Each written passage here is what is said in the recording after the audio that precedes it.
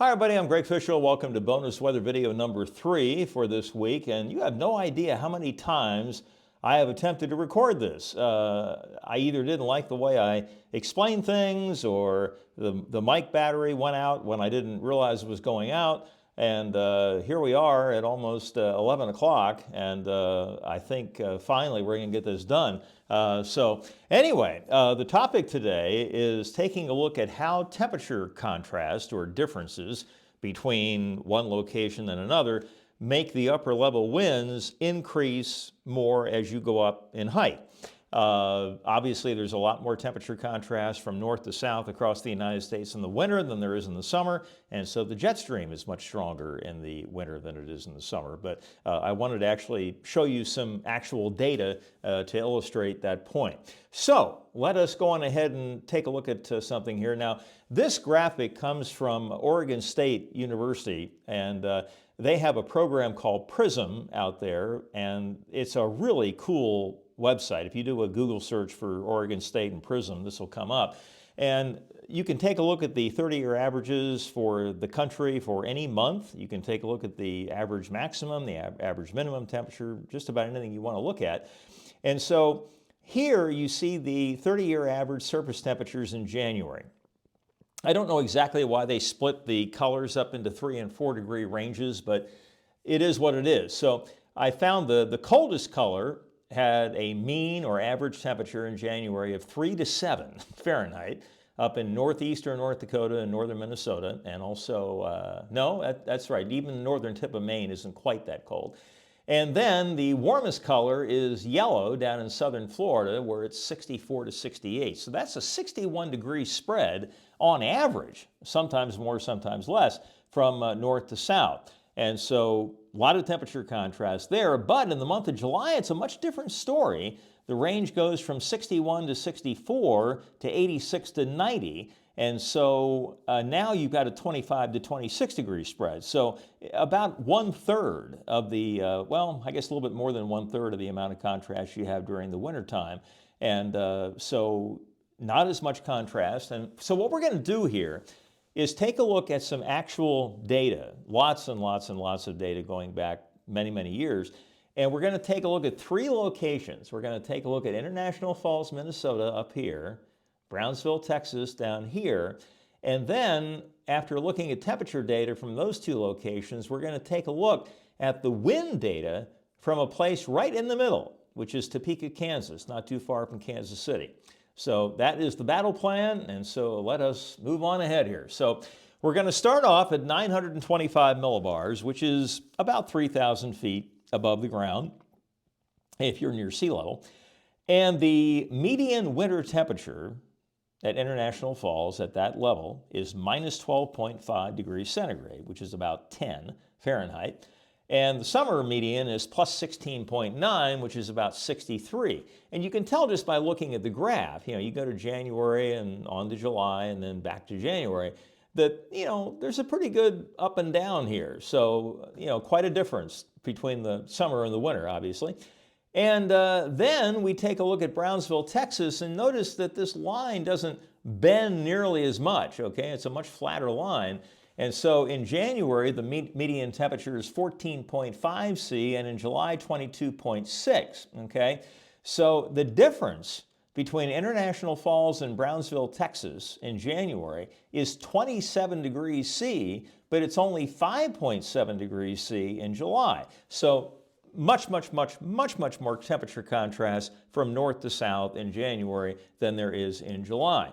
Now, there's something called the thermal wind equation, which tells us that the more contrast you have, the more the winds are going to increase with height above that, okay? So if we take a look at the wind data at Topeka, Kansas, right in the middle at 925 millibars, there's only a range in the median of 14 to 18 knots. But remember, if you have temperature contrast, it doesn't mean that the winds are going to be strong at that level. It means they're going to increase with height above that level, okay? So now let's go up to 700 millibars, which is about 10,000 feet up. International Falls, minus 15.5 in the winter, plus 3.4 in the summer. And the difference, in Brownsville, Texas, it goes from 5.7 to 10.1, so not a lot of range there. And so again, the difference in January is about 3 times as great from International Falls to Brownsville as it is in July. And the wind data at Topeka, Kansas, now the maximum wind in the wintertime is 29 knots and 15 knots in the summer.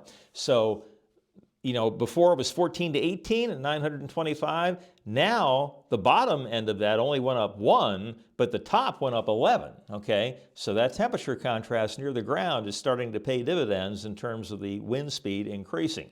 Now, let's go to 500 millibars, and that's about 18,000 feet above the ground, assuming you're near sea level. And at International Falls, the median temperature in January is minus 29.4 C, and in July, minus 12.2. In Brownsville, again, the difference is not as big, and so the difference between the two, while not as dramatic as it is in the lower levels, it's still pretty significant. 17.8 C from north to south in January and 6.2 in July. And the wind speeds at Topeka now, remember the low end at 925 was 14 to 18, or the low end was 14, the low end was 15 at 700, only goes up 4 more at Topeka in July, but the high end now is up to 45 knots, okay, which is close, I'm trying to think here, I guess that's about 50 miles an hour, okay, and that's just the median. Sometimes it's much stronger than that. Now, let's finally, our last stop is at 250 millibars, which is about 35,000 feet up. And the median temperature in International Falls is minus 55.5 C, and in July it's minus 48. And if we take a look at Brownsville, Texas, it only goes from minus 47 to minus 42. So now the difference is not that great, not that much greater in January than it is in July, but it doesn't have to be, because we've already maximized the use of all that temperature contrast underneath that, and so there's got to be a peak at some point. And so once you get up to that elevation, then you're not going to see the winds increasing with height a whole lot more, if at all, okay?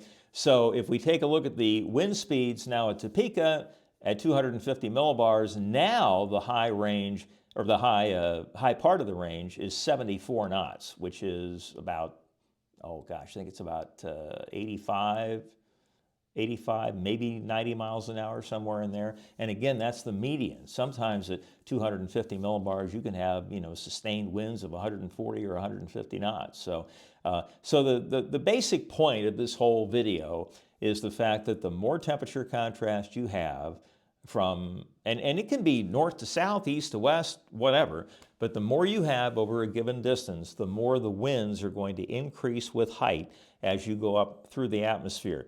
And this is why near frontal zones, where you obviously have temperature contrast, the jet stream is usually at a maximum in terms of speed near that frontal zone, because that's what's actually driving that stronger wind. Okay, I hope you found that interesting and understandable. That is bonus weather video number 3 for this week. And I hope you have a great weekend. Don't shop too much. And we'll see you back here with the next daily weather update on Monday. The next bonus weather video will be coming up next Tuesday. All right, folks, you all take care, and we'll talk to you soon.